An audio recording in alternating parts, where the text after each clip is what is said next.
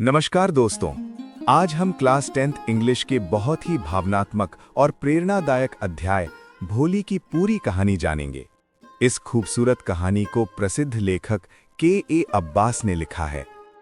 ये कहानी हमें सिखाती है कि आत्मविश्वास और शिक्षा किसी भी इंसान की जिंदगी बदल सकती है। ये कहानी सिर्फ एक लड़की की कहानी नहीं है, ये कहानी है आत्मविश्वास की, शिक्षा की ताकत की और उस हिम्मत की जो इंसान की किस्मत बदल देती है।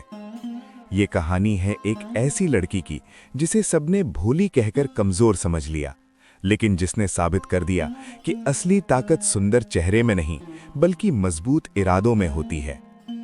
तो आइए दोस्तों, बिना देर किए शुरू करते हैं भोली की ये प्रेरणादायक कहानी।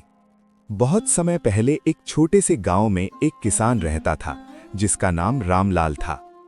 उसकी पत्नी और 7 बच्चे थे।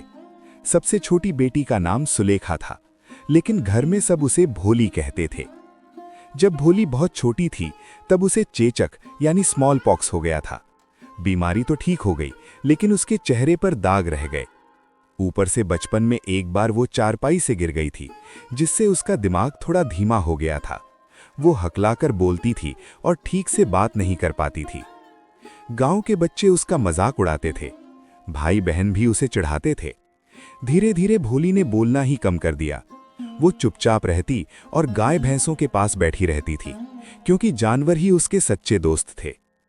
एक दिन गांव में एक प्राथमिक स्कूल खुला। सरकारी अफसरों ने कहा कि गांव के सभी बच्चों को स्कूल भेजा जाए। रामलाल ने सोचा कि उसकी बाकी बेटियां तो सुंदर हैं, उनकी शादी हो जाएगी, लेकिन भोली के चेहरे पर दाग हैं, वो हकलाती है, उसकी शादी कौन करेगा। रामलाल ने सोचा कि क्यों ना भोली को स्कूल भेज दिया जाए। जब उसकी मां ने उसे स्कूल जाने के लिए तैयार किया तो भोली डर गई। उसे लगा शायद उसे कहीं बेचने ले जाया जा रहा है, जैसे एक बार उसकी गाय लक्ष्मी को बेच दिया गया था। लेकिन जब वो स्कूल पहुंची तो वहां की अध्यापिका ने उसे बहुत प्यार से बिठाया। पहली बार किसी ने उसे डांटा नहीं, उसका मजाक नहीं उड़ाया। अध्यापिका ने बड़े प्यार से कहा, तुम्हारा नाम? भोली बहुत डर गई। उसने हकलाते हुए कहा, भोली। अध्यापिका मुस्कुराई और बोली, नहीं, तुम्हारा नाम सुलेखा है, तुम बहुत अच्छी लड़की हो। पहली बार किसी ने उसे सुंदर और अच्छा कहा। अध्यापिका ने वादा किया कि वो उसे पढ़ना लिखना सिखाएंगी। धीरे धीरे भोली के अंदर आत्मविश्वास जागने लगा। समय बीतता गया, भोली रोज स्कूल जाने लगी।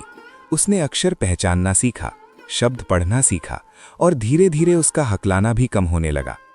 अब वो पहले जैसी डरपोक लड़की नहीं रही, वो समझदार और आत्मविश्वासी बनती जा रही थी।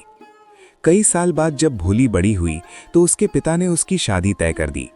लड़का था बिशंभरनाथ, जो उम्र में काफी बड़ा और लंगड़ा भी था, लेकिन उसने दहेज के लालच में शादी के लिए हाँ कर दी। शादी के दिन जब बारात आई तो सब कुछ ठीक चल रहा था, लेकिन जैसे ही बिशंभरनाथ ने भोली का चेहरा देखा वो नाराज हो गया। उसने कहा, अगर 5,000 रुपए और नहीं दिए तो मैं शादी नहीं करूंगा। ये सुनकर सब लोग घबरा गए। पिता रामलाल बहुत परेशान हो गए। उन्होंने सोचा कि अगर ये शादी टूट गई तो भोली की जिंदगी बर्बाद हो जाएगी। लेकिन तभी कुछ ऐसा हुआ जिसकी किसी ने उम्मीद नहीं की थी। भोली ने घूंघट उठाया और पूरे आत्मविश्वास से बोली, पिताजी, आप इस आदमी को 1 पैसा भी मत दीजिए। जो आदमी मुझे दहेज के लिए स्वीकार कर रहा है वो मुझे कभी खुश नहीं रख सकता। सब लोग हैरान रह गए। वही भोली जो कभी ठीक से बोल नहीं पाती थी, आज सबके सामने साहस के साथ बोल रही थी। बिशंभरनाथ शर्मिंदा होकर वहां से चला गया। रामलाल की आंखों में आंसू आ गए। उन्होंने सोचा था कि भोली उनकी सबसे कमजोर बेटी है, लेकिन आज वही सबसे मजबूत निकली।